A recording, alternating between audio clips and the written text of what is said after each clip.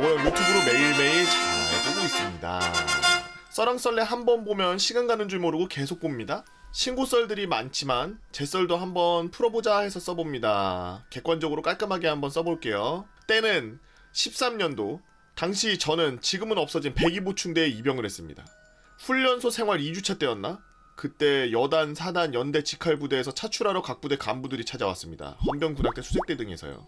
저는 그때 감기에 시달리고 있는 상태였고 조교는 환자들을 오게 하는 대신 각 생활관에서 쉬고 있으라고 했죠. 뒤늦게 차출하러 왔다는 소식을 들은 저는 수색대 면접을 보고 싶다고 했고 감기 걸린 채로 땡땡연대 직할 수색중대의 면접을 보게 됩니다. 흉장 간지에 미쳐있던 때라 꼭 가고 싶다고 감기 걸린 코맹맹이 소리로 진짜 저 수색중대 꼭 가고 싶습니다. 하면서 면접을 받고 뽑혔죠. 훈련소에서 수료한 뒤 두돈반을 타고 민통선을 지나 구비구비 산길을 달려 외딴 독립중대로 갔죠. 그게 제 군생활의 시작이었습니다.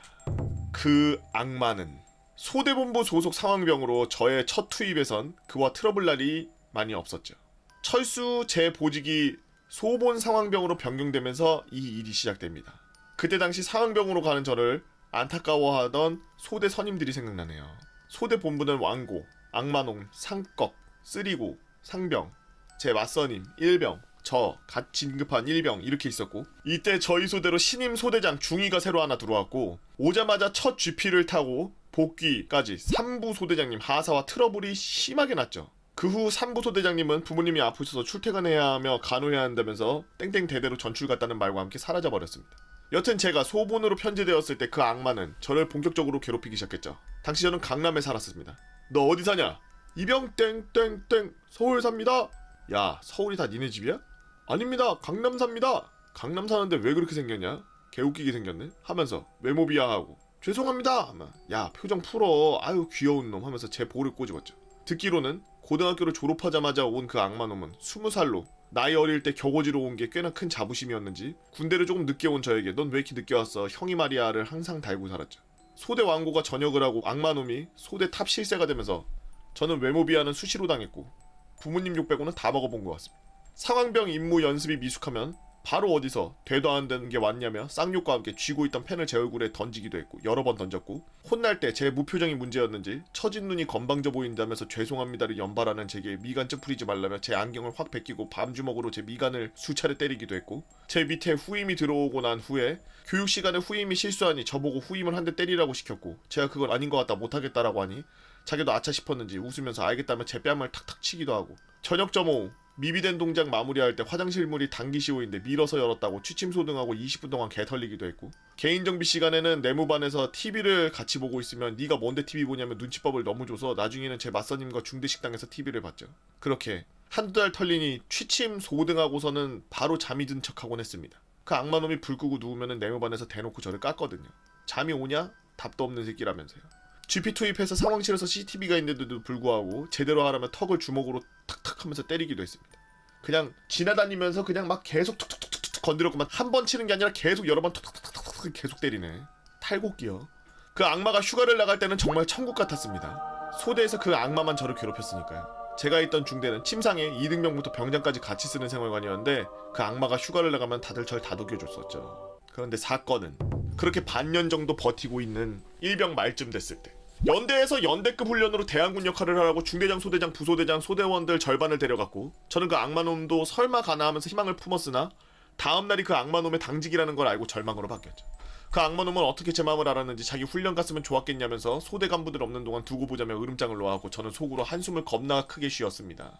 그날 개인정비 시간 마투임, 맞선임, 쓰리고 이렇게 모여서 이젠 너무 참기 힘들다 신고하고 싶다라고 했고 쓰리고는 야 너 조금만 참으면은 쟤 나가 조금만 기다려 참아. 맞선임, 마투임은 너가 꼭 신고를 해야 한다고 하면 내가 진술해줄게 라고 했습니다. 그렇게 대강 마음을 정한 후 청소 시간에 어김없이 털린 저는 청소를 마치고 안되겠다 싶어서 전화기에 붙어있는 국방 헬프콜에 전화를 했고 수학이 넘어 간부님은 간결하고 온화하게 받아주셨죠. 충성! 땡연대 수색중대 일병 땡땡땡입니다. 그래 무슨 일이니?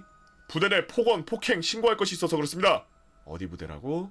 땡사단 땡연대 수색중대입니다. 내가 내일 담당사단 헌병대 보낼 테니까 부대 방문할 거야. 조금만 참고 있어. 네 알겠습니다. 통화가 끝난 후 취침에 들어갔고 다음날 악마놈의 당직 근무 날 아침 시작 끝나고 일과를 준비하는데 분위기가 어수선하고 행보관과 막산의 병력들이 식당으로 집합시켰습니다. 민통선에서 사단 헌병대에서 통과했다며 연락이 온 거죠. 그렇게 아침 해 뜨자마자 출동할 줄은 몰랐습니다. 중대 인원들은 서로 모야 하면서 모이기 시작했고 선임들은 악마놈을 보며 웃었고 악마놈은 얼굴이 살짝 굳어지기 시작했죠. 수사관님이 중대 식당으로 와서 격오지 부대들 한 번씩 순찰하고 있다며 종이를 나눠주고 부조리 목격하거나 당한 거 있으면 상세히 적으라고 했지만 저는 그때 고민하다가 적지 않았습니다.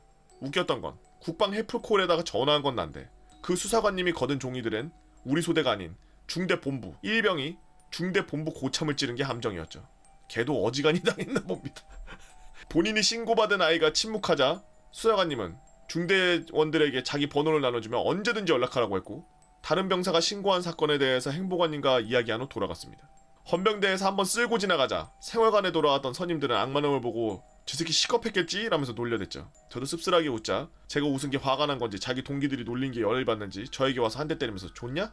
네가 신고했냐? 헌병대원이니까 웃기냐? 넌 뒤졌어 라고 하면서 당직 썰어 갔죠. 제가 그 말을 듣고 아 얘는 갱생 불가구나 싶어서 그날 저녁 그 수사관님 핸드폰으로 전화했죠. 충성 신고했던 일병 땡땡땡입니다. 오늘은 제가 못 썼는데 죄송하지만 다시 와주실 수 있겠습니까? 라고 했더니 내일 때 꼭 갈 테니까 조금 기다려 라고 하고 그 다음날 아침이 되어서 아침을 먹고 일과 준비할 때 어제와 같이 바로 헌병대에서 민통선을 또 통과했다고 연락이 왔고 우리는 또 중대식당에 또 모였고 그 악마놈은 근치를 하러 간 상태였죠. 수사관님은 격오지 다른 부대에서 부조리가 나왔다며 다시 종이를 돌렸고 저는 그 악마놈을 바로 찔러버렸습니다. 맞선임과 마투임도 같이 적었는지 수사관님이 거둔 종이를 훑어보더니 만족하는 얼굴로 행보관은 중대원들 모두 축구나 하라면서 연병장을 내보냈고 저희 셋만 따로 불러냈죠. 중대장이 없는 중대장실에서 수사관님, 제 맞선임, 마투임 넷이 둘러앉아 진술을 시작했고 본물 터지듯이 그동안 있었던 일들이 풀어나가기 시작했습니다. 제가 당한 것 외에도 제 맞선임도 많이 당했었으니까요. 이야기 도중에 제 맞선임은 왼쪽 군복바지 무릎까지 걷으면서 정강이에 피멍이 들고 움푹 까져서 피가 나오는 상처를 보여주며 맞선임이 근처에 들어가려 준비하는 악마놈에게 잠시 갔을 때 자세한 이유를 말하면서 모르겠지만 조인트를 까였다고 했습니다. 수사관님에게 보여줬고 수사관님은 카메라로 사진을 여러 번 찍더니 야 이거 완전 악질이네. 너 이거 원하면 형사처벌도 되니까 말만 해라 라면서 저희에게 말해주셨죠. 저희는 동시에 그런 건 괜찮으니 그냥 제가 우리 눈앞에서 없어졌으면 좋겠다. 남은 군생활하는 동안 제가 없으면 좋겠다라고 하니 그건 절대 걱정하지 마. 수사관이 이 방을 나가면은 쟤 바로 레토나 태워서 연대로 데려갈 거야 라고 했고 그렇게 한순간에 그 악마는 세상에서 사라졌습니다. 하지만 일이 더 커졌죠. 당연히 소대원들은 신고자가 저라는 걸 알고 있었고 행보관님은 우리 셋을 따로 불렀습니다. 아니 이 녀석들아 이렇게 힘든 일이 있었으면 간부에게 먼저 말하지 그랬어. 말했습니다. 중대장님한테도 소대장님한테도 힘들다고 말했습니다. 말했어? 그러면 훈련 복귀하시면 내가 한번 대화를 시도해볼게. 중대장 포함 소대의 절반 인원들이 대항군 역할을 하고 복귀했을 때 이게 뭔 일인가 싶은 얼굴이더라고요. 힘들게 훈련하고 왔는데 사단 헌병대 수사관이 전화와서 마편 나왔고 한 명 연대로 끌고 갔다고 하니까 얼마나 얼척이 없었을까요. 행보관은 그날 저녁에 저희 셋을 다시 불러서 말을 하더군요. 중대장, 소대장, 부소대장과 얘기를 하는데 아무도 그런 말을 들은 적 없다 하니 아무도 너가 힘든 줄 몰랐다고 하더라. 저는 거기서 하고 땅만 보고 있었습니다. 할 말이 없었죠. 그 후 바로 중대장은 저를 불렀고 분노의 사자우를 내뿜었습니다. 아니 괴롭힘을 당했으면 중대장한테 말을 해야지 이렇게 뒤통수를 쳐도 되냐?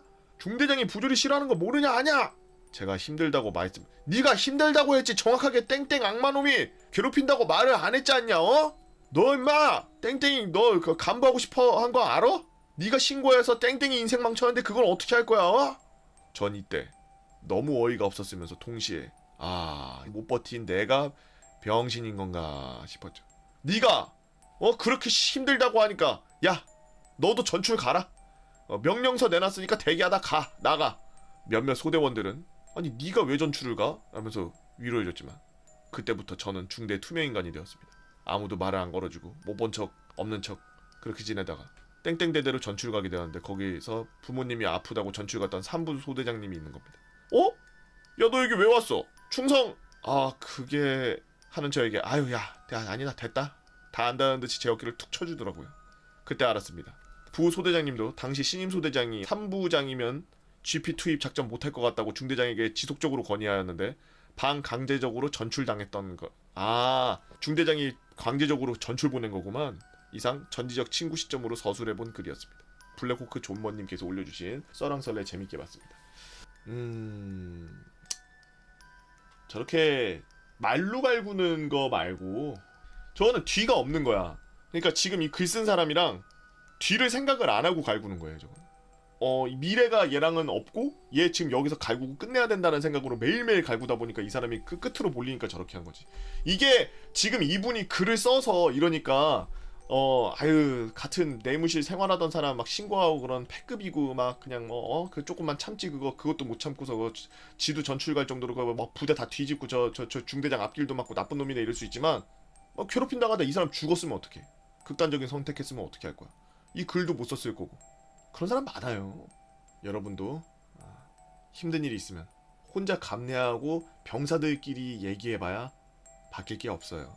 여러분보다 계급은 높지만 나를 괴롭히는 사람보다 계급이 낮은 선임들이나 동기들이나는 힘이 돼줄 수가 없어요. 병사들끼리의 문제라면 간부에게 말하면 충분히 바로 직속 간부에게 얘기하면 간부나 장교나 부사관들이 최대한 일을 처리할 수 있도록 도와줄 거예요. 서로 그 관계 개선을 위해서. 걱정 마시고 가서 씩씩하게 얘기하세요. 그러지 않고 혼자 이러면 나 패급 될 텐데 뭐 할 텐데. 그 패급 되더라도 안 죽는 게 낫지. 그치? 지금 벼랑 끝에 몰려 있는데 뭐 남들한테 지금 욕 먹는 게 중요해? 내가 살아야지. 여튼 여러분들은 절대로 용기를 잃지 마십시오. 지난번에 조선왕릉 기름 유출할 뻔한 썰에 이어 겨울 때 일어난 썰 한번 풀어제낄까 합니다. 조선왕릉에 기름 유출할 뻔한 지 3개월이 지나고 겨울에 가장 큰 훈련인 혹한기 훈련을 앞두고 있었습니다. 당시 저희 중대장은 대위였는데 이미 진급심사 한번 떨어지고 눈이 뒤집혀진 이후였죠. 더군다나 저희 부대는 육사의 1등 출신이 단장으로 줄줄이 오는 곳이었고 참모, 중대장들 또한 육사에서 내노라 하는 장교들로 가득 차있는 곳이었기 때문에 학사 출신이었던 저희 중대장은 진급심사에서 항상 뒷전이었던 것입니다. 이런 상황은 중대장을 더욱 불안하게 만들었으며 답은 혹한기다, 혹한기에 있다, 내 진급은 혹한기의 모든 것을 이루겠다라고 생각하면서 거대한 망상에 빠지기 시작했죠. 그렇게 중대장은 출근하고 퇴근할 때까지 중대장실에서 혼자 지내며 자신의 진급을 위해서 혹한기다, 혹한기야, 완벽한 플랜, 혹한기 훈련을 앞둔 4주 전 일정이 공개되었습니다. 보통 이런 일정은 형과나 병사들이 확인할 수 있도록 근무표와 함께 걸어두죠.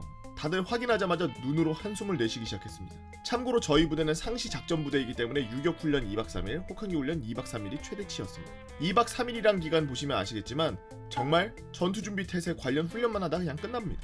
자체 훈련이 가득했기 때문이죠. 저희 전임 중대장은 작전과장, 군수과장, 정복과장, 소령들보다 군번이 1년 정도 앞섰기 때문에 중대장이 짬으로 그대로 눌러버려서 어지간한 훈련 다 취소시켜버리고 단에서 검열이 나오더라도 그대로 돌려보낸 경우도 많았기 때문에 병사들이 비교적 편하게 생활했었죠. 하지만 이제 새로 중대장이 오면서 오히려 군번은 역전되었고 단참모들은 여태껏 털지 못한 스트레스를 모두 발산하려 했기 때문에 중대장의 이해관계와도 일치하여 중대장은 본인이 할 수 있는 모든 역량을 훈련에 갈아 넣은 것이죠.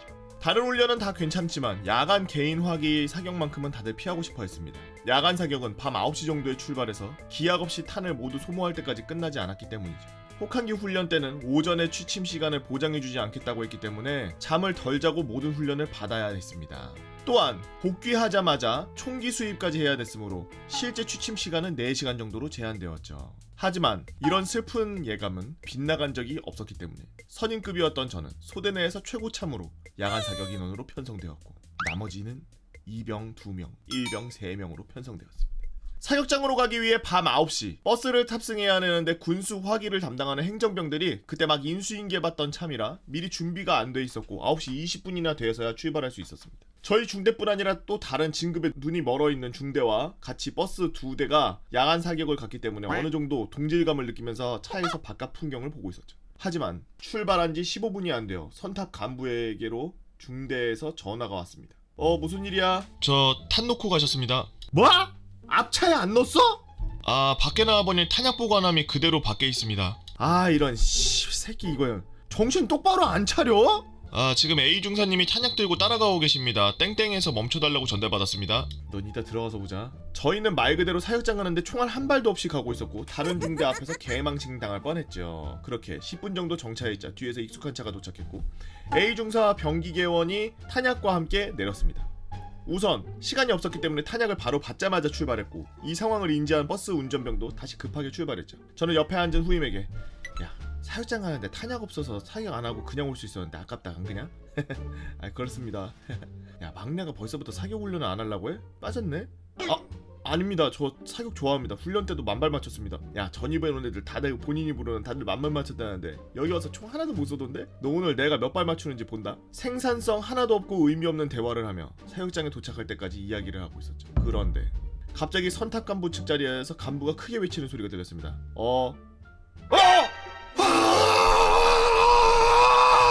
선탑 간부의 외마디 비명을 지르고 있을 때 이미 제 시선에서는 앞버스의 궁뎅이가 버스 앞 시야를 가득 덮고 있었고 그리고 1초도 지나잖아. 쿵! 선탑 간부는 아 씨발 너 뭐해! 라고 욕설을 뱉은 뒤 차량 상태 확인과 단의 보고를 위해 곧바로 차에서 내리고 뒷버스 운전하던 일병 아저씨는 그대로 굳어버렸습니다. 일병 아저씨는 운전석에 가만히 있었지만 저는 그의 뒤통수만 보더라도 그의 멘탈이 어떤지 알 수 있었죠. 곧바로 앞버스의 운전병이자 C 상병이 그대로 뒤로 달려와서 B 일병과 이야기 나누는 걸 들을 수 있었습니다. 야 너 집중 안 하고 뭐해? 아 이 새끼 저 새끼 욕설로 가득한 몇 마디 문장을 내뱉더니 이제 자신들에게 돌아올 후폭풍에 대해 걱정하기 시작했습니다. 야 우리 좆됐어. 야 진짜 좆됐다고 이 영창 간다고. 아씨. 사건 경위는 이랬죠. 저희 부대에서 차량 이동 시 제대 간 거리를 유지하기 위해 차량 간 거리가 2-3m로 서로 가까이 붙어서 이동합니다. 그렇게 이동하던 중 앞 버스 바로 앞에 한 차량이 칼치기를 하면서 끼어들었다가 빠졌고 놀란 앞버스는 그대로 급브레이크를 밟으며 정지.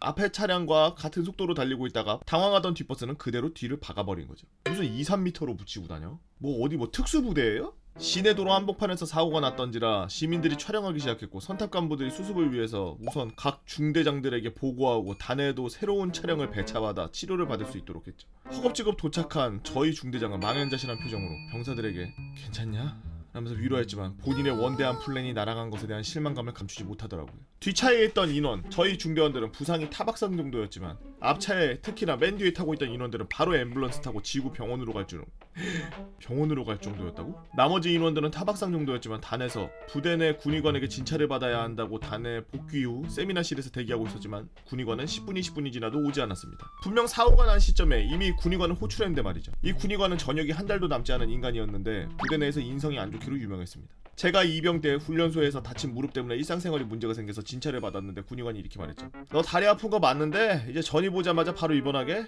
너 그러면 안 돼. 라면서 진통제하고 처방전만 주고 돌아갔던 일도 있었습니다. 30분이 지나자 군의관은 술에 취한 채로 고래고래 소리치면서 들어옵니다. 아이씨 퇴근하는데 왜 부릅니까? 나 안 합니다. 아이씨.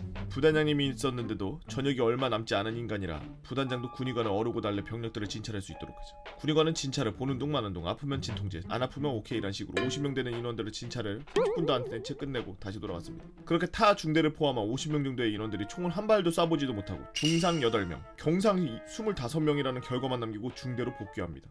좀 심각했네. 중상 8명이면은 다 응급실에 들어 누웠단 얘긴데. 후일담으로 부단장의 넓은 마음으로 운전병들은 영창에 가지 않았다고 합니다. 그리고 사고가 났던 앞버스의 차량은 정비를 위해 떠나고 제가 전역할 때까지 돌아오지 않았습니다. 이번 썰도 유튜브에 올라가게 되면 2차 진급심사에 미쳐버린 중대장을 나락으로 보내버린 중대원들 썰을 한번 풀어볼까 합니다. 감사합니다 라고 야마시님께서 올려주신 썰랑썰레였습니다.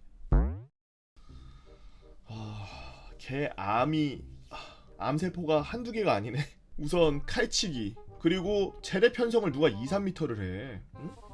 야 고속도로에서도 제대 편성하고 다닐 때 못해도 한 100m씩 늘리고 다니는데 무슨 2-3m야. 이거는 내가 처음 듣는 얘기인데 내가 운전병 하면서 2-30m면은 뭐 저속으로 운행하는 그런 구간에 있는 곳이라면은 뭐 시골길이나 이런 데라 그러면 2-30m라 그러면은 이해가 되나 2-3m는 이거는 글 쓰신 분이 잘못 쓰셨을 가능성이 커요. 2-3m면은 말도 안 돼요. 반응 속도가 문제가 아니라 저건 그 브레이크 밟으면 그냥 바로 박는 거거든요. 여러분들 그 고속도로 올라갔는데 막 뒤차가 빨리 가라고 막 그 엉덩이 붙이고 오잖아요. 그것도 한 5m 돼요. 2-3m라 그러면은 진짜 아예 뒤차 본네트가 안 보여. 그냥 일반 차면은 뒤차 본네트가 안 보이고 사이드 밀러, 이거 룸밀러로 이렇게 보면은 상대방 그 얼굴만 보여요. 그런 상황에서 그 브레이크 밟으면 당연히 그냥 뭐 반응 속도가 어딨어. 그거는 컴퓨터도 못하겠다. 말도 안 돼. 2-3m는 말이 안 되고 2-30m인데 잘못 쓰신 것 같아. 그 군대 차량 사이에 그 칼치기하고 들어가지 마세요. 여러분들이 몰라서 그러는데 진짜 리얼 죽어. 그 두돈반이나 오돈 이런 차 사이에 들락날락거리고 저 옛날에 운전병으로 있고 제대 편성해서 3, 40대씩 이렇게 다니고 그럴 때도 들어갔다 나왔다 들어갔다 나왔다 들어갔다 나왔다 계속 이러면서 장난질하고서 다니는 애들이 있어. 또라이같이. 진짜 리얼 죽어요. 두돈반이 우리나라에 있는 모든 일반 차량들 종이장처럼 만들 수 있어요. 밟으면 진짜로. 그냥 쇠 두께가 1cm 정도 되는 쇠 두께로 온몸이 다 둘러져 있는 애라 그냥 차 형태를 갖춘 탱크라고 보면 돼요. 힘 개 좋고 존내 단단해요. 공도에서 두돈반이나 오돈 보면은 주위에 붙을 생각하지 말고 떨어질 생각을 해야 돼요. 바퀴도 겁나 커서 밟히면은 그대로 본넷이고 운전자석이고 다 빨려 들어갑니다. 안쪽으로. 뒷바퀴 같은데 찝히면은 그냥 가는 거예요. 그 제발 군인들한테 시비 걸고 깝치고 다니지 마세요. 무슨 억하심정이 있어서 그런지는 모르겠으나 너무 그렇게 앞서가려고 하지 마시고 앞서가려다가 진짜 인생 앞서갑니다. 저는 2009년 1월 군번으로 경기도에 있는 모 기계화 부대에서 군생활을 했습니다. 때는 청소년 시절. 저는 고등학교에 들어가면서부터 신장이 좋지 않아서 병원을 계속 다니며 치료도 받고 주기적으로 병원을 다니고 있는 상태였죠. 그러다가 20살 때 대한민국 남자들이 기다리는 신검을 받게 되었는데 6급이었나 7급이었나 나와서 재검 대상이 되어서 병무청에서 지정해주는 대학병원에서 정밀검사를 받고 소견서를 받아와야 된다는 말을 들었습니다. 이후 집 근처에 있는 대학병원에 가서 2박 3일 입원을 하면서 조직검사를 실시해서 담당 교수님께서는 이거 어디서 검사 받아오라고 했다고? 병무청에서 재검 떠서 정밀검사 받아오라고 했는데요? 야, 넌 군대 안 가겠는데? 이거 면제야. 진짜요? 저 면제예요? 너같이 이런 병이 있는 사람들은 군대를 못 가요. 힘든 일을 하면은 급속도로 상태가 나빠져서. 그래요? 알겠습니다. 검사를 받고 퇴원한 저는 한껏 가벼워진 발걸음으로 한 손에는 진단서와 소견서를 들고 병무청으로 향했죠. 병무청 군의관. 병원에서 검사 받고 서류 가져오셨죠? 네, 여기요. 병원에서 가져온 의료 기록지는 전부 영어로 되어 있고 병명 진단 전부 영어로 되어 있어서 전 뭘 알지도 못했죠. 하지만 저는 이때 당당히 군면제를 제시했어야 합니다. 네, 옆에 가서 등급 판정 받으세요. 네, 알겠습니다. 등급 판정 이게 빰빠라바라바라바라바라밤 빠라바라바라바라밤 축하합니다. 1급 현역입니다. 저기 저 1급 맞나요? 병원에서 검사 받고 온 건데? 네, 땡땡땡님 1급 현역 맞으시네요. 순간 벙찐 저는 뭐라 할 말이 생각나지 않아서 일단 알겠다고 하고 병무청을 나왔습니다. 이후 2009년 1월 20일 밖에서는 한창 꽃보다 남자가 시작돼서 구준표가 금잔디에게 사랑을 고백하고 있을 때 저는 306 보충대 34단 신교대를 지나 자대에 도착했습니다. 근데 306 보충대와 4단 신교대에서 처음 병력이 들어올 때 개인 면담 비슷한 상태를 접근하는데 밖에서 개인 지병이 있다 거수라는 말이 들리면 전 항상 손을 들고 신장이 안 좋아서 밖에서 치료받고 있었습니다 라고 대답을 했고 그 말을 들은 모든 군인원들은 응? 너 군대 왜 왔냐? 라는 똑같은 대답을 하더군요.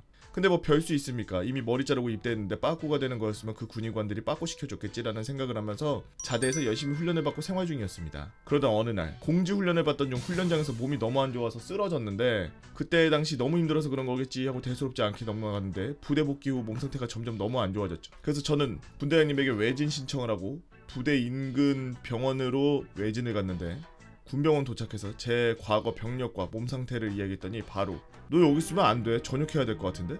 라고 말씀하시더군요. 그 말을 들은 저는 부대 복귀 후 분대장, 부소대장, 소대장에게 모두 보고한 뒤 그날 저녁 중대장에게 보고도 하였습니다. 중대장은 이야기를 들은 뒤 야 땡땡아 일병 땡땡땡 너 이제 1년 다 해서 다음 달에 상병되면은 군생활 좀 편해질 텐데 전역하고 싶어? 그래도 병원에서 군의관이 전역해야 될 것 같다고 해서 그렇게 생각하고 있었습니다. 중대장이 그건 잘 해결할 테니까 네 의지가 중요한 거야. 어떻게 전역하고 싶어? 씨발 전역하고 싶다는 거 말 존나 많더라. 물론 1년 한 게 아깝긴 하지만 그래도 제 몸이 우선인 것 같습니다. 그래 그러면 일단은 한두 달 정도 더 해보자. 중대장이 너 훈련이랑 힘든 거 안 하게 해줄 테니까 그동안 잘 생각해보자. 개답답해. 알겠습니다 필승. 이렇게 면담을 마친 저는 전역을 해야 된다는 군의관의 말은 쌩깐 중대장 때문에 군생활을 이어가고 있었죠. 그러다가 12월 10일 휴가를 나가게 되어 집에서 편히 누워있는데 어머니가 갑자기 저를 깨우시더니 아들 삼촌 아는 사람이 군대 높은 사람이래. 삼촌한테 너 이야기하니까 그분한테 네 말 전해주겠다고 하네. 그래? 알았어. 라고 대수롭지 않게 넘겼죠. 사실 저는 높은 사람이라고 해봐야 뭐 소령 중령이겠지라고 생각하고 그 정도 짬밥이면 타부대에 입금이 없을 거라고 생각했습니다. 이후 휴가 복귀하고 복귀 신규를 하고 있는데 생활관 분위기가 뭔가 되게 얼어 있었습니다. 야, 너 밖에서 뭐 하다 왔냐? 저 집에서 가족들이랑 식사만 하고 외출 한 번도 안 하고 조용히 복귀했습니다. 야, 너 때문에 중대장 존나 털렸어. 제가 뭔 잘못했습니까? 내 입으로 말하긴 좀 그렇고 내일 아침에 점호 끝나고 넌 일과하지 말고 생활관 대기야. 알겠습니다. 다음날 저는 어제 선임이 말한 대로 일과 중지, 생활관 대기 상태였죠. 행정반에서 알립니다. 일병 땡땡땡.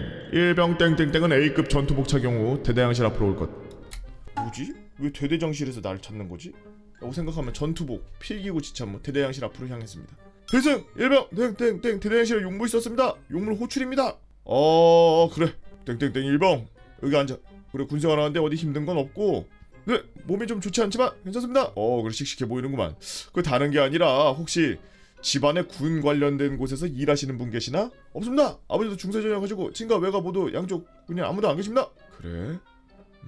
아니 다른 게 아니라 위에서 땡땡땡 일병 전역시키라고 연락이 왔어. 전 잘 모르겠습니다. 외진 나가서 군의관한테 그 말을 들었던 적이 있습니다. 그래 군의관도 의사인데 의사가 전역해야 된다면 해야지. 몸이 많이 안 좋은데 열심히 군생활해서 너무 고맙구나. 아닙니다.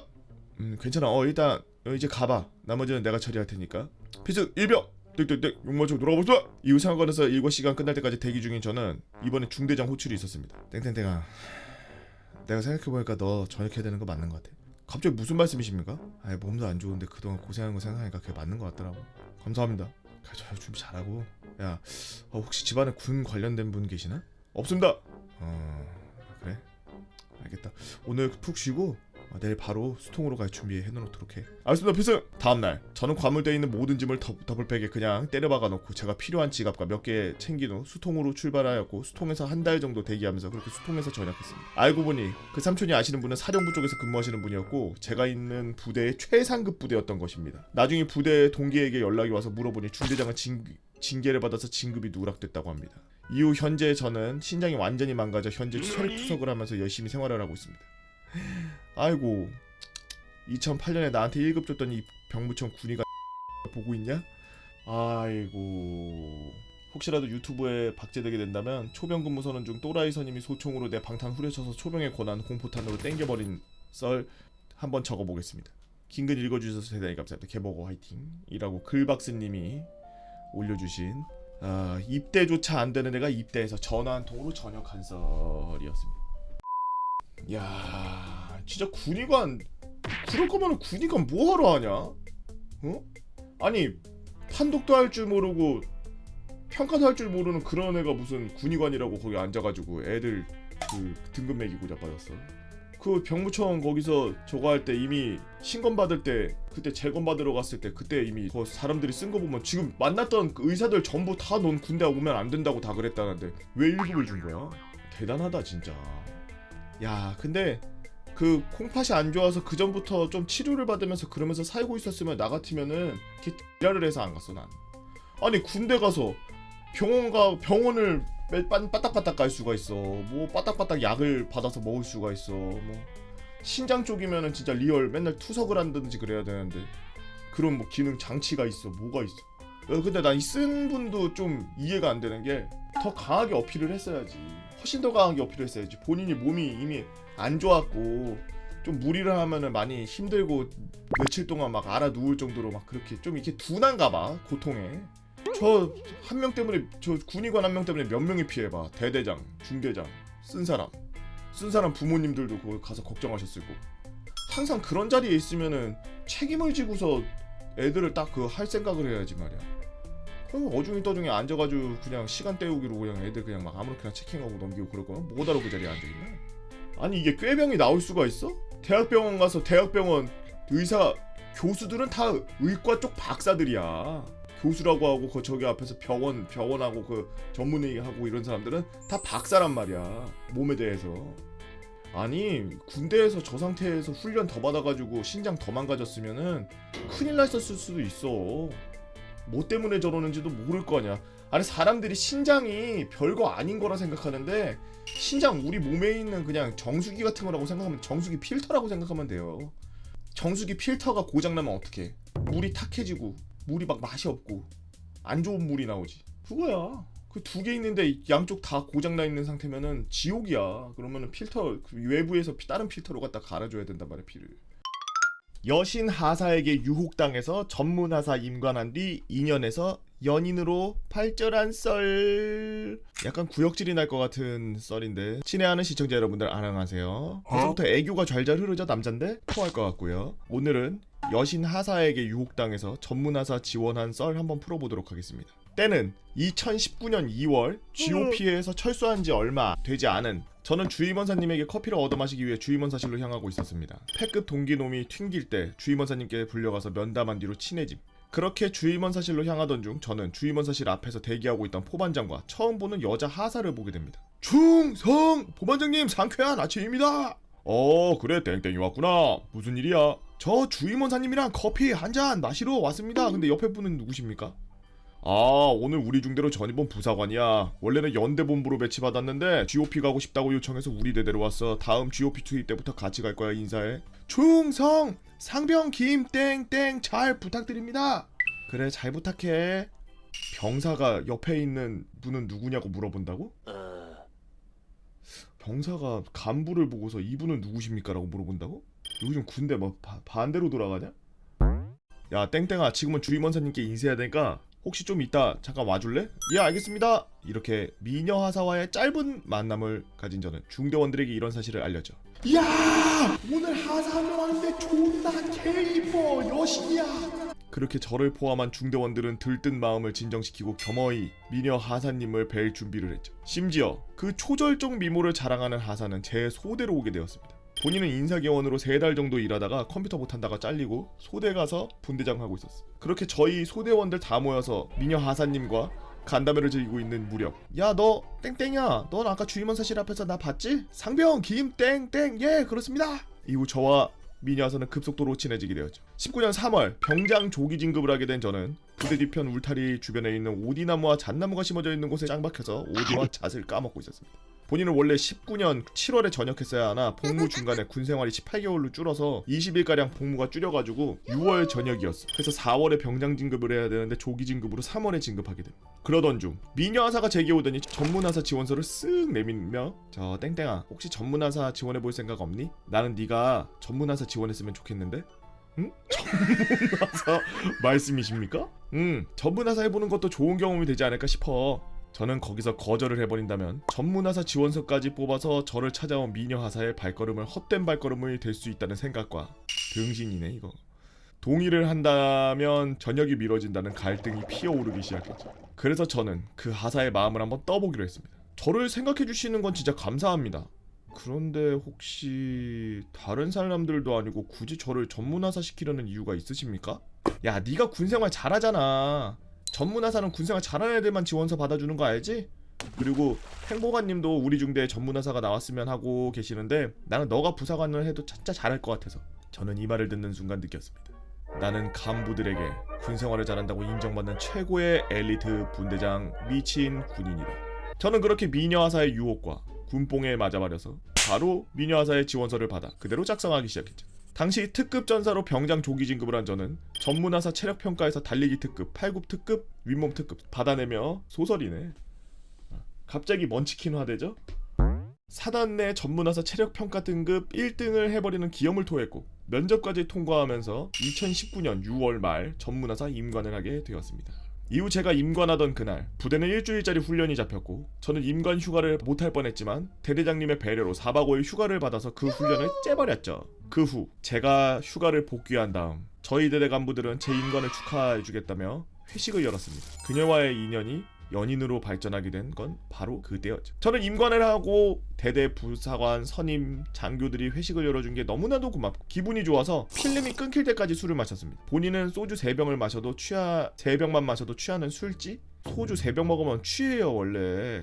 한 병만 먹어도 취하는데. 약간 MSG가 아니라 지금 잘못돼서 제일제당 턴 거 같은데 지금 설탕 들어갔는데 이거 MSG 넣으려다가 색깔 비슷해서 설탕 부어가지고 단데 지금 약간 조미료 잘못 넣었는데 센 척 존나 하는데. 그리고 그 다음날 제가 눈을 떠보니 그곳은 부소대장님의 BOQ 숙소였습니다. 저는 몇 시인지 확인하기 위해서 핸드폰을 키자 처음 보는 어플이 깔려져 있었죠. 그건 연인들이 사귄 지 며칠인지를 알려주는 그런 어플이었어요. 그리고 제 여자친구는 믿을 수 없게도 그 미녀 하사였습니다. 그래서 저는 부소대장님에게 물어봤죠. 저 부소대장님, 제가 어제 술 마시다 필름이 끊겨서 근데 혹시 무슨 일 있었습니까? 야!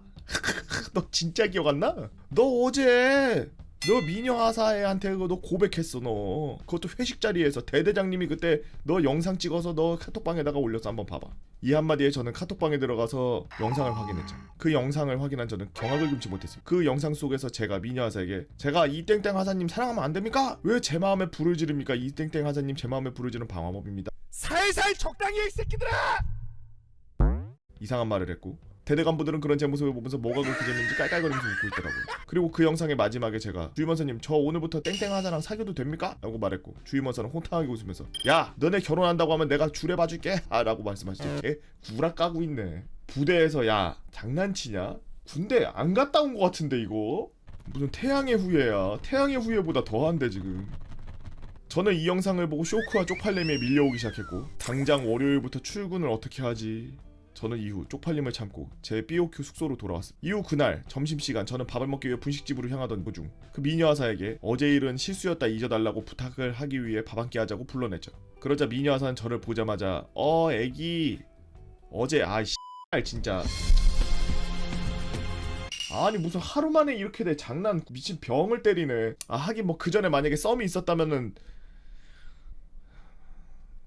이후 저는 올해 6월 전역을 한 뒤 최근 각자의 성격 차이로 진로 문제로 눈물 젖은 결별을 하게 되었지만 아직도 부대 사람들과 연락을 할 때마다 이 썰이 회자되곤 합니다.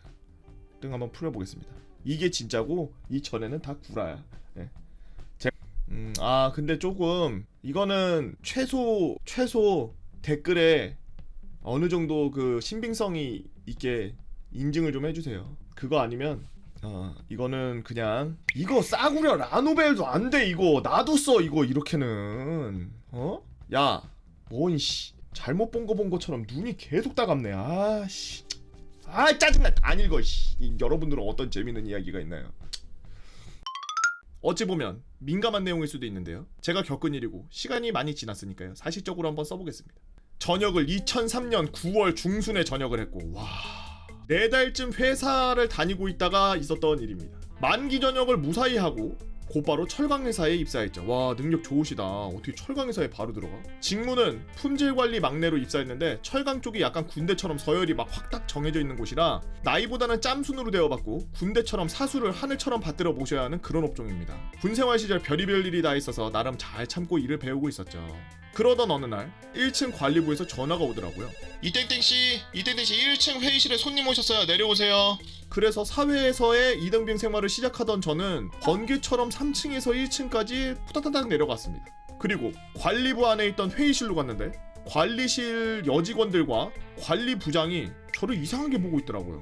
당시 관리부에 여직원이 8명 정도 있었는데 모두 저를 범죄자 보듯 쳐다보고 있었습니다. 저는 뭐지? 하면서 회의실로 갔죠. 회의실에는 2명의 남성이 있었고 1명은 헌병 하사, 1명은 사복 입은 형사분이셨습니다.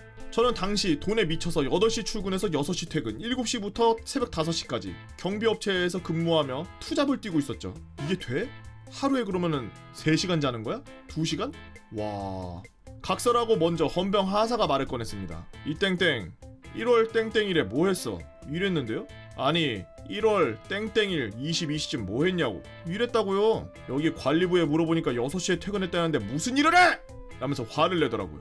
여기서 뭔가 잘못됐다는 걸 직감했죠. 갑자기 화가 나는 겁니다. 어이 아저씨 왜 반말이야? 뭐 아저씨?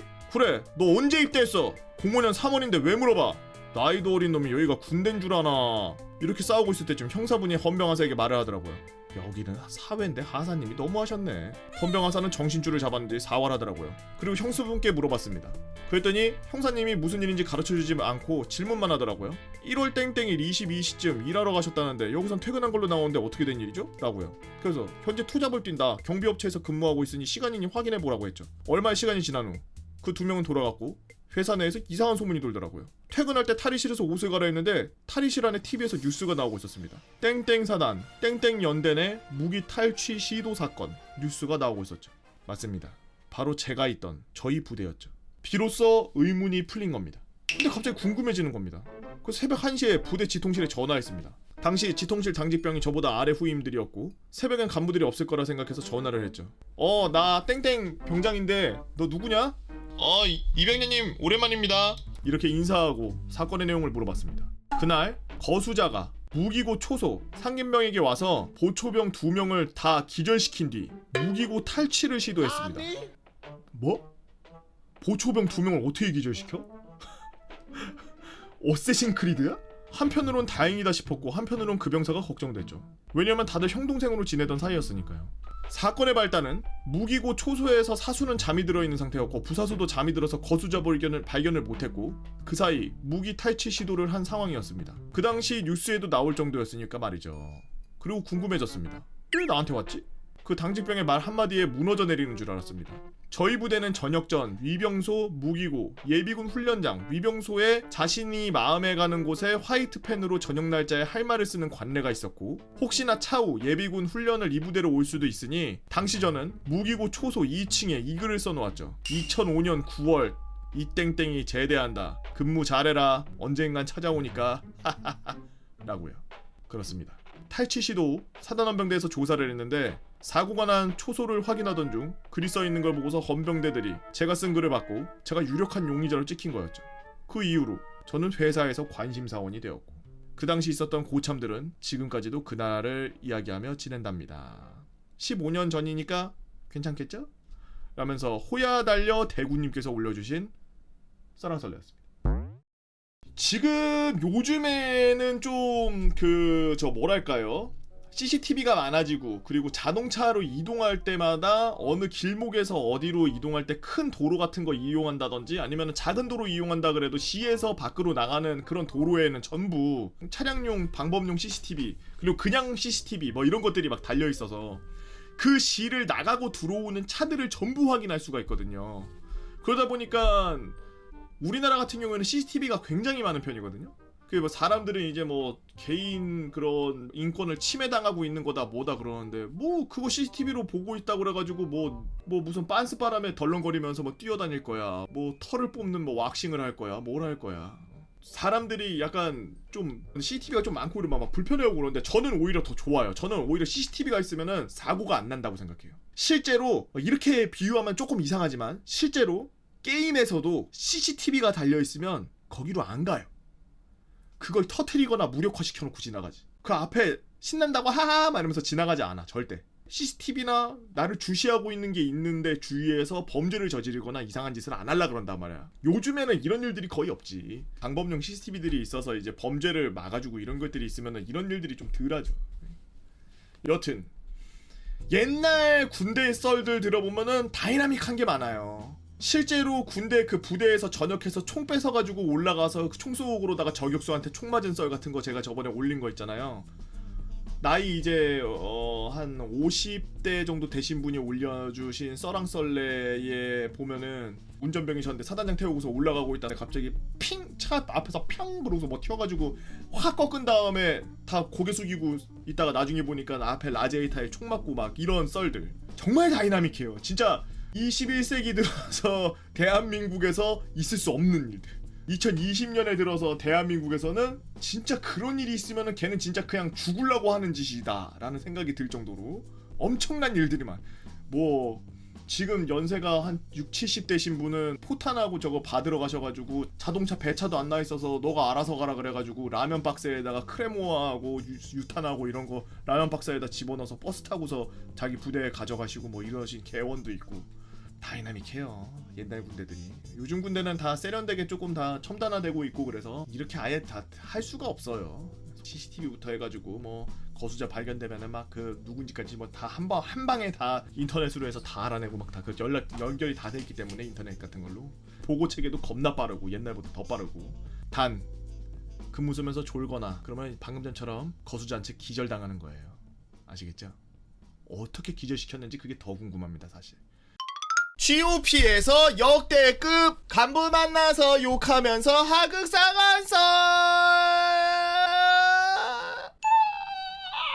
안녕하세요. 정말 화가 나는 일이라 기억이 생생해서 글을 길게 작성하니 양해 부탁드립니다. 욕은 다 삐삐로 했습니다. 저는 GOP에서 만기 전역한 복학생입니다. 지금 복학생인가봐요. 개봉원님 유튜브 군대 썰 보다가 저도 생각나서 적습니다. 저는 삼수하고 대학생활을 오래 하다가 20대 중반에 GOP에 근무하면 휴가를 많이 준다는 소리에 최전방 수호병으로 자원 입대를 하였습니다. 늦은 나이에 입대해서 그런지 자대 전이 왔을 때 소대장이랑 나이가 같았고 병사들 중에 당연히 나이가 제일 많았죠. 그래서 선임들한테 왜 늦게 군대 왔냐며 나이 많은 새끼는 불편하다며 2등병 때 욕 들어먹은 게 생각나네요. 헐, 이런 말을 해? 뭐 이 정도는 각오하고 들어와서 개의치 않고서 입대하기 전에 GOP에서 복무하고 전역한 친구에게 웬만한 GOP에서 발생하는 상황 요령과 꿀팁을 들어서 갓 전입 온 2등병 치고는 군생활을 잘하고 선임들한테 칭찬도 받고 일 잘하는 병사로도 통했고 병장 1호봉 때 일입니다. 저희 소초장님은 다른 부대로 전출을 가고 신임 소초장님은 첫 군생활을 그리고 새로 전입 온 하사 간부는 다른 후방 사단에 있다가 GOP는 처음 오는 거여서 신병이나 다름없었죠.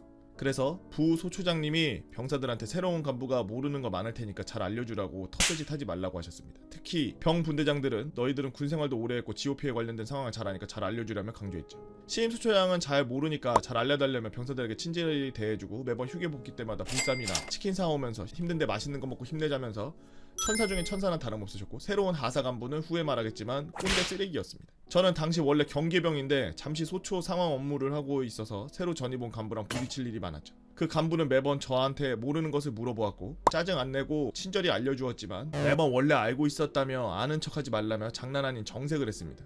그리고 제가 나이도 3살 더 많은데 맨날 본인은 형이라 부르라며 대가리를 때리는데 대가리를 왜 때려? 이때부터 이 미친 이상한 짓을 했네. 화도 겁나 나고 나이 어린 것에 머리 맞으니까 짜증도 나지만 아시겠지만 이런 일로 찌르면 본인만 피해보고 바보 되는 걸 알기에 그냥 참고만 살았습니다. 또 그 간부는 매번 본인이 해야 할 일을 떠넘기고 대대 화상회의 할 때 하루 일과 보고하는 소초 브리핑 자료도 제가 대신하는 경우가 비일비재해서 GOP에서 제일 중요한 철책 점검인데 GOP 출신들은 알 겁니다. 얼마나 무릎 아프고 힘든지 1.5km나 되는 철책을 간부랑 경계 근무하는 병사들이랑 같이 가는데 간부가 자기가 상황 다 잡을 테니 저보고 갔다 오라며 매번 저는 8시간 상황도 잡고 철책 점검도 하고 또 따로 제가 철책 점검하는 시간에 또 계단을 오르려고 하는 상황이어서 지금 병장 때 몸이 안 아픈 데가 없을 정도로 힘들었죠. 그 당시 우리 부대가 이런 일로 후임한테 짬 때리고 괴롭히고 다른 연대로 날아가는 경우가 몇 번 있어서 이러한 이유로 저도 남은 휴가 안전하게 보존하라는 심리로 찔리는 거에 대해 살짝 두려움이 있어서 병장인데 짜증나지만 하루에 2번씩 철검을 나가죠. 때는 비가 엄청 오고 번개가 치던 날이었습니다. 비가 너무 많이 와서 경계병들 철수하고 영상 감시로 대신한다고 대대에서 지시가 떨어졌습니다. 저는 초소 경계 근무자들한테 철수하라고 지시했고 대기 초소에서 불을 켜면 철책 전체에 경계등 불이 들어와서 야간 영상 감시를 할 수 있어서 항상 이런 상황에 매번 했었던 지시였기 때문에 경계병들한테 경계등 불 켜고 버튼 누르고 복귀하라고 지시를 했는데 전입 온 간부가 네가 뭔데 지시를 하냐면 대대에서 말 없으니 철책 경계등 켜지 말고 복귀하라고 하는 겁니다. 야간에 철책 경계등 불 안 켜면 깜깜해서 감시 카메라로 영상 감시할 수 없거든요. 저는 원래 이런 상황에서는 선조치 후보고하는 형식으로 매번 이렇게 해왔다고 말했지만 자기 GOP 출신 아니라고 무시하냐며 정색을 하며 대대 지시 없이는 경계등 켜지 말라는 겁니다. 그래서 간부가 지시하는 건데 어쩔 수 없이 철수하는 경계병들한테 야 경계등 켜지 말고 소초로 복귀해라고 했고 근데 대대장이 화상회의로 직접 저희 소초를 지칭하며 경계등 왜 안 켜냐며 화를 엄청 내는 겁니다. 저는 아싸 하면서 그 가 탔던 간부가 대대 지시 없이 경계등을 켜지 말라고 해서 안 켰다고 대대에 보고하려고 했는데 때마침 경계병은 소초 복귀를 했고 저한테 누구 병장님 경계등 진짜 안 켜도 되는 것입니까? 또 불 켜러 올라가야 할 텐데 라며 묻고 부소초장님은 왜 지시 안 했냐고 군생활 처음으로 저한테 화를 내는 겁니다. 그래서 저는 해명하려고 말하려는 찰나 전입 온 간부가 왜 지시를 안 했지? 제가 하라고 누구 병장한테 시켰는데 왜 안 했어? 라면 저한테 덤탱이를 씌우는 겁니다. 저는 어이가 없어서 또 해명하려고 하는데 대대장님이 직접 화상회의에서 제 이름을 부르면서 손조치 왜 안 했어? 병장이 돼서 그것도 몰라? 너 모르는 거 아니잖아. 등신이냐? 잘한다 하니까 지가 잘하는 줄 아나? 하면서 역대급으로 화를 내시고 수초장님이랑 부수초장님이랑 이미 중대장님한테 전화로 욕을 먹어서 저한테 왜 이런 실수를 하냐, 근무 똑바로 안 사냐, 네가 자초한 일이 뭐 다른 근무해야 시킬 테니까 네가 직접 초소 불 켜고 갔다 오라며 같이 근무 중이던 상황병 후임이랑 제가 직접 장구를 다 차용하고 불 켜러 가야 했죠. 왜 이런 걸로 대대장이 화내냐고 물으신다면 GOP는 산지 지형이기 때문에 번개가 잘못 쳐서 소초 전체의 전기가 끊기는 상황도 자주 있기도 하고 예전 사례로 GOP 병사가 비 오고 번개 치는 날 초소 경계 근무를 가던 중 근처 돌에 번개가 내리쳐서 기절한 사건이 있었습니다. 그래서 천둥이나 번개 치는 날은 엄격히 외부 활동이 통제되고 만약 번개가 자주 내리치면은 경계병이 번개나 천둥이 멈출 때까지 주구장창 복귀를 못하고 대기 초소에서 기다려야 되고 다음 근무자들 근무만 안 들어가고 개꿀인 상황이 됩니다. 그러나 지금처럼 날은 어두워져서 앞도 잘 안 보이는데 경계등에 불이 안 들어오면 감시 카메라로 철책을 감시할 수가 없었으며 날이라도 맑으면 그냥 초소 가서 불을 켜면 되지만 지금은 비랑 번개랑 천둥 다 치는데 가다가 위험한 상황이나 발생할 수 있어서 억울한 상황 한두 번도 아니고 간부들한테 해명해봤자 저한테 또 잘못을 돌릴 게 훤히 보여서 그냥 말하지 말고 참자라는 생각으로 철책이 2,000개나 되는 계단을 또 올라가고 있었죠. 지금 생각해도 다리가 후들후들거립니다. 비도 엄청 내리고 번개도 계속 치는데 짜증도 나고, 그리고 간보에 철검 가야 되는 걸 제가 대신 가서 다리도 아프고 화도 많이 나 있었습니다. 천천히 가는데 96K로 새로 전입 온 간보가 야 삐삐 빨리 안 가? 너 때문에 대장님이 소초 간부들 다 욕먹잖아 라면서 화를 내는 겁니다. 철책이 평지도 아니고 오르막 내리막이 얼마나 심한데 자기는 철검 가지도 않으면서 누구 때문에 가는 건데, 그래서 빨리 가라고 해서 계단 뛰면서 오르는데 96K로 위험한데 왜 뛰어? 지옥 처음인가? 위험한 거 모르냐? 고음을 치는데, 저는 진심 군생활 2등병 때 선임들 웃기려고 나이 20대 중반에 춤추고 개그하면서 못 웃기면 쳐맞고 나이 어린 것들 비위 맞춰주면서 싸바싸바 하던 거랑 이제껏 군생활하면서 스트레스 받아서 참아왔던 게 제대로 화라산 폭발하듯이 폭발해서 너 가서 보자 이 삐삐야 너희 시오삐읍 너 내가 가만 안 둔다 욕을 96K로 한마디 날리고, 대략 40분 동안 걸리는 철책을 15분 안에 계단을 힘들게 뛰어가서 복귀하자마자 소초 복귀해서 총기 안전검사 해야 되는데 그딴 거 개무시하고서 소초로 들어가서 상실로 들어가서 부소초장한테 말을 했죠. 부소초장님! 땡땡하사가 대대 지시 없이 키지 말라 했습니다. 진짜 저 아시지 않습니까? 실수 안 하는 거. 제가 왜 이런 실수를 합니까? 억울하고 화가 나서 뒤질 것 같습니다. 땡땡하사 매번 철책 점검 저한테 시키고 자기가 매번 한 거 따넘기고 찌르고 싶은데 군생활 원래 그런 거 아니까 항상 그러는데 마음 편해 그러니까 사람만 바보 되고 짠주하고 짜고 있을 때 땡땡하사 저분 떨기고 이제 화가 나서 지지가 하겠다 이기가 있습니다 라면서 소리를 버럭 지르며 하소연을 했죠. 그리고 옆에 있던 전입 온 간부랑 욕을 하면서 싸웠습니다. 너무한 거 아닙니까? 간부라고 참고 있었는데 제가 이렇게 하면 안 된다고 말하지 않았습니까? 모르면은 물어보든가. 아는 척 겁나 하면서 지가 잘못한 거 저한테 떠넘기십니까? 라면서 상황실에서 겁나 싸웠죠. 내가 언제 되드짓이 기다리려고 했냐, 바로 키라고 했지, 못 들은 네가 잘못이지. 간부한테 하극상하네 삐삐년이 이라기야! 라면서 또 텀탱이를 씌우는데, 이때 같이 대기 초소로 올라간 상황병 후임이 아니 땡땡하사님 왜 거짓말 하십니까? 대대지시 기다리려고 하시고 저 다 들었습니다 라면서 떨리는 목소리를 말하는데, 간부가 이 새끼가 말로 회유됐네 일병 남부리기가 뒤질라고 라면서 싸우는 모습이 상황 유지 때문에 화상 채팅이랑 마이크가 켜진 줄 모르고 대대장한테 생중계가 되었고, 결국 저는 사건을 해명하러 간부와 저랑 후임이랑 대대를 수시로 왔다 갔다 하면서 해야 됐고, 1년에 있었던 모든 억울한 일을 말했지만 군기강 하극상은 중요하다면서 저의 말을 들어보아 영창이나 군기교육 때는 안 보낼 테니 그래도 하극상을 일으킨 거에 대한 처분은 받아야 된다고, 너는 정기 휴가를 다 썼으니까 GOP 보상 6이라고 남은 포상 휴가 14일 정도 자르라는 징계 지시가 떨어졌고 20일이나 되는 휴가가 공중으로 분해됐습니다. 어떻게 모은 포상 휴가인데 지금 생각해도 화가 치밀어요. 근데 그 간부는 구두 경고로 끝이 났고, 여기서 전 이제껏 군 생활을 해온 것에 대한 회의감이 들고, 역시 군대는 본인 식구들 감싸는데 멍멍이들이라는 생각이 절로 났습니다. 저는 그 일 이후 그 아사랑 매번 마주칠 때마다 욕하고 싸웠고, 그리고 보급관님은 이병 때부터 저를 엄청 챙겨주셨는데 본인한테 말했으면 해결해줄 텐데 휴가 며칠 늘리게 해준다고 약속하시고 소초 방문할 때마다 저를 불러서 싸지 음식, 피자, 사이버 같은 거 챙겨주고 가셨습니다. 말년 전 휴가 13일, 말차 휴가 15일 딱 맞춰서 났는데 주시는 걸 포함해서 10일만 나가고 다음날 전역했죠. 전역하고 군대 후임이랑 자주 연락하며 지내는데 마투임이 전역을 하고 저한테 연락이 왔어요. 저랑 같이 근무했던 상황경 후임은 그 간부랑 같은 생활관이어서 매번 밤마다 말로 갈굼을 엄청 당했다고 합니다. 형 그 간부 형 전역하고 다음날부터 점호 15분 전에 자기 애들 따로 불러서 군기교육하는데 맨날 형 욕하고 너희들이 그딴 식으로 살지 말라고 하고, 중요한 게 애들 돈 빌려놓고 애들이 안 주시냐고 물어보면 내가 너희보다 월급 많다면서 좀 이따 준다고만 말하고 안 갚고 사단 만편으로 찔렀는데 지금은 어떻게 됐는지 모르겠다 라면서 연락했습니다. 이거 전화로 듣는데 사람이 아니라 그냥 본인 지위를 이용해 권력과 돈을 쟁취하는 악질 짐승이라는 생각밖에 안 들더군요. 그리고 마투임이 전역 이후 사단 만편에 대한 조사로 사단에서는 소초로 내려와가지고 전수조사를 실시했고, 결국 그 새끼는 강제 전역당했다고 하네요. 진짜로 GOP에 있으면 재밌고 짱나는 일들이 많았지만 이게 역대급으로 제일 생각나서 그랬습니다. 혹시 지금도 혹시나 이 글을 보시게 될 군생활 하시는 국군장교 여러분, 저처럼 이런 짜증나는 상황에 닥치면 무조건 맘 편해 찌르세요. 훗날 걱정하지 말고 매번 그냥 참고 사는 게 더 힘듭니다.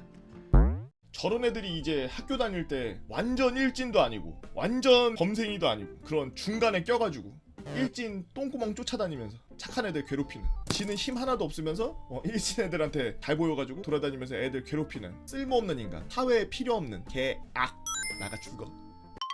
형이랑 같이 어쩔 수 없이 이게 본의 아니게 동반 입대하게 된 동생의 이야기였죠. 그리고 찾아온 국회의원 큰아버지.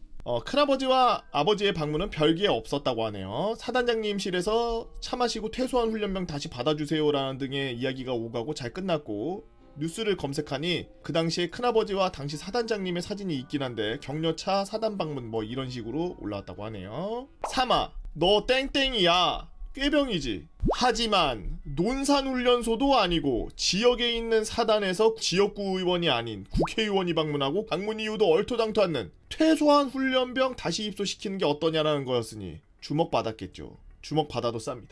하지만 큰아버지와 아버지 그리고 형이라는 그 인간이 떠난 훈련소에서 저는 혼자뿐이었고, 저는 그 주목을 나 홀로 싸우고 이겨내야 했습니다. 큰아버지의 방문 이후 저의 일거수일투족은 기록됨과 동시에 누군가에게 보고가 계속 되고 있던 모양이었습니다.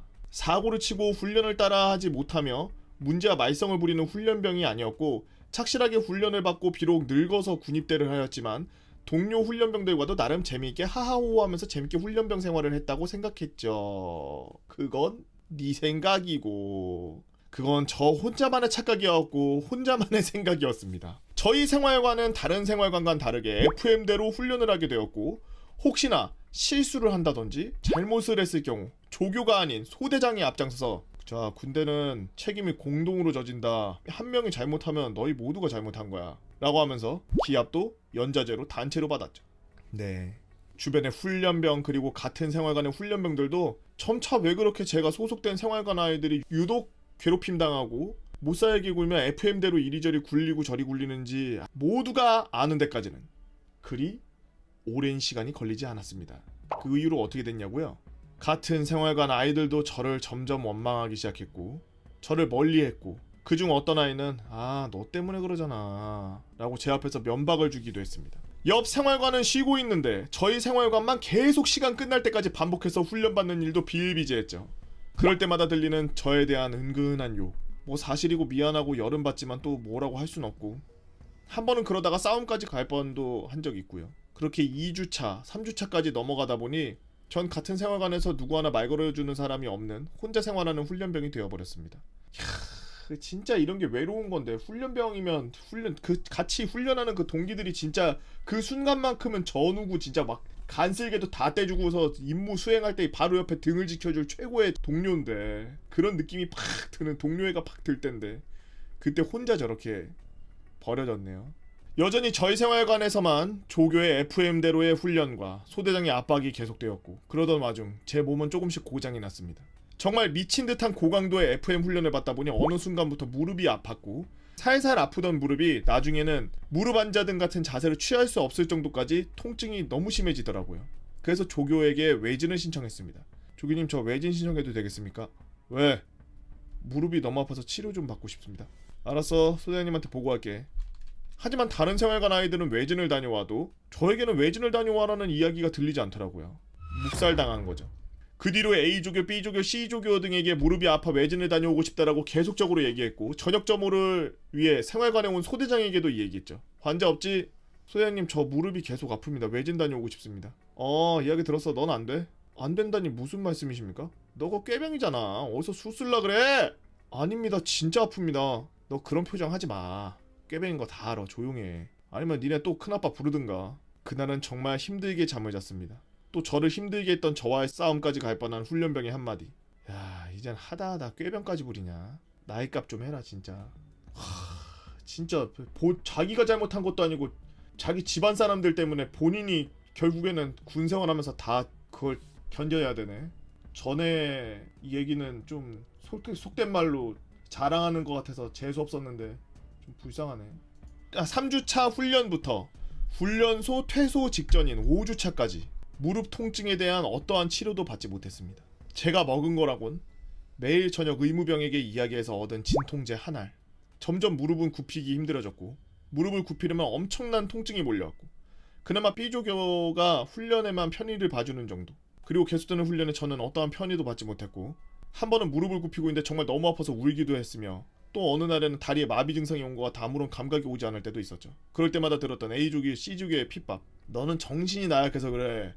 정신력으로 이겨내! 라는 소대장의 소리. 결국 참다 집에 편지도 썼습니다. 제가 증상이 이러니까 약을 좀 보내라고요. 하지만 기다려도 보내달라고 부탁한 약은 도착하지 않았고 형은 그렇게 챙기면서 나는 왜 안 챙겨? 라는 원망 섞인 마음까지 부모님에게 생기게 되었죠. 그렇게 무릎으로 인해 여러가지 일을 겪던 중 훈련소의 일정 마지막인 야간 행군 일정이 다가왔습니다.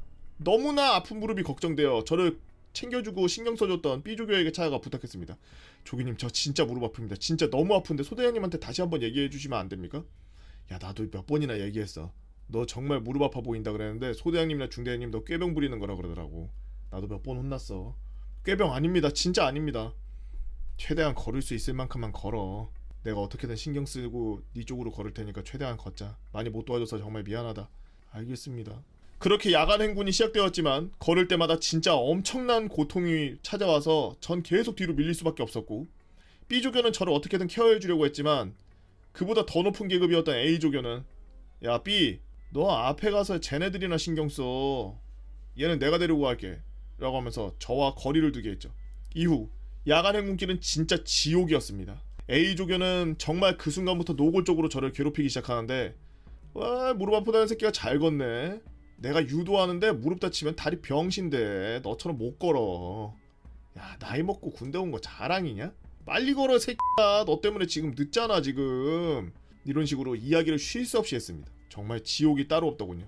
그러던 중 언덕에 올라 내려가는 길에 제 군화는 어느 큰 돌멩이 위에 지나가게 되었고 전 무릎에 올라오는 통증과 함께 쓰러졌습니다. 으악!